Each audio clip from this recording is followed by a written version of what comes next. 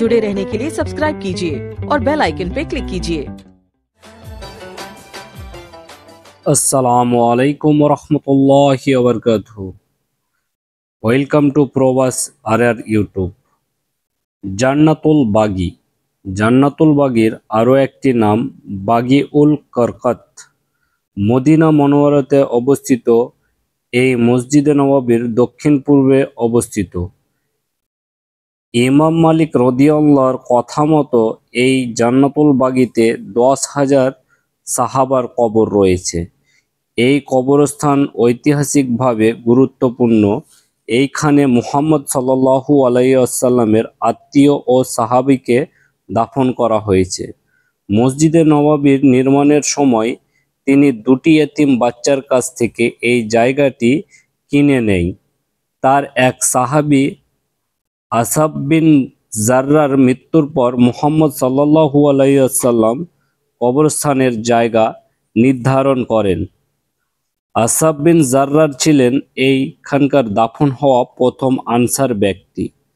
প্রতি বছর হজের সময় মদিনাতে অবস্থানরত কোনো ব্যক্তির মৃত্যু হলে এই জান্নাতুল বাগীতে দাফন করা হয়। এছাড়া কোনো মদিনা বাসিন্দার মানুষজন মারা গেলে এখানেই দাফনের সুযোগ পায়। এই জান্নাতুল বাগীর কবর জিয়ারতের জন্য সরকারি তত্ত্বাবধানের মাধ্যমে ফজর ও আসর নামাজ পড়ে এই জান্নাতুল বাগীর গেট খুলে দেওয়া হয়। জান্নাতুল বাগীতে কবর জিয়ারতের জন্য শুধুমাত্র পুরুষরা প্রবেশ করতে পারেন। ইসলাম শরীয়তে নারীদের কবর জিয়ারত করা বৈধ নয়। মুমিন সম্প্রদায়, তুমি কি ভুলে গেছো যারা এখন কবরবাসী হয়ে গেছে? আমরা এটাও ভুলে গেছি আমাদেরকেও এই একই পথ দিয়েই গমন করতে হবে। কেন আমরা দুনিয়ার মিছে মায়ায় নিজেকে হারিয়ে ফেলেছি, যেখানে 3.5 হাত মাটি আমাদের জন্য অপেক্ষা করছে। যে মাটি থেকে আমাদের তৈরি করা হয়েছিল সেই মাটিতেই একদিন আমরা মিশে যাব। যে সম্মান দিয়ে আমাদেরকে ভূপিষ্ঠ করা হয়েছিল সেই সম্মান দিয়েই আমাদেরকে নিয়ে চলে যাবে। মাটি থেকে শুরু, আবার মাটি দিয়েই শেষ। আমরা জানি কবর আমাদের বন্ধু হবে না, কবর আমাদের আখিরাতের একটি প্রথম অংশ। এই কবর এমন একটি জায়গা, না চিনবে আমাদেরকে না আমাদের অর্থকে।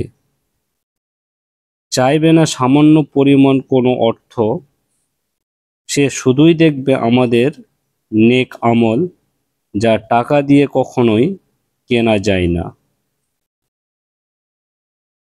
এই কবর থেকে আমাদেরকে শিক্ষা নিতে হবে, আমাকে এবং আপনাকেও। হজে আসা বা উমরায় আসা প্রত্যেকটি হাজিগণ মদিনা মনোয়ারাতে অবস্থিত মসজিদে নববীর অন্তর্গত জান্নাতুল বাগীতে অন্তত একবার কবর জিয়ারতের জন্য আসেন। এখানে একটি কবরকে উদ্দেশ্য করে সালাম দেওয়া নিষিদ্ধ, প্রত্যেকটি কবরকে উদ্দেশ্য করে সালাম দেওয়া বৈধ। আল্লাহ তাআলা আমাকে এই কবর জিয়ারতের জন্য তৌফিক দান করেছেন। আল্লাহর কাছে আমি দোয়া করি আপনাদের প্রত্যেককে যেন এই জান্নাতুল বাগীতে এসে কবর জিয়ারতের তৌফিক দান করেন। চ্যানেলটিতে যদি আপনি নতুন হয়ে থাকেন, চ্যানেলটিকে সাবস্ক্রাইব করুন এবং পাশে থাকা বেল আইকনটিকে অন করে দিন। আসসালামু আলাইকুম ওয়া রাহমাতুল্লাহি ওয়া বারাকাতুহু।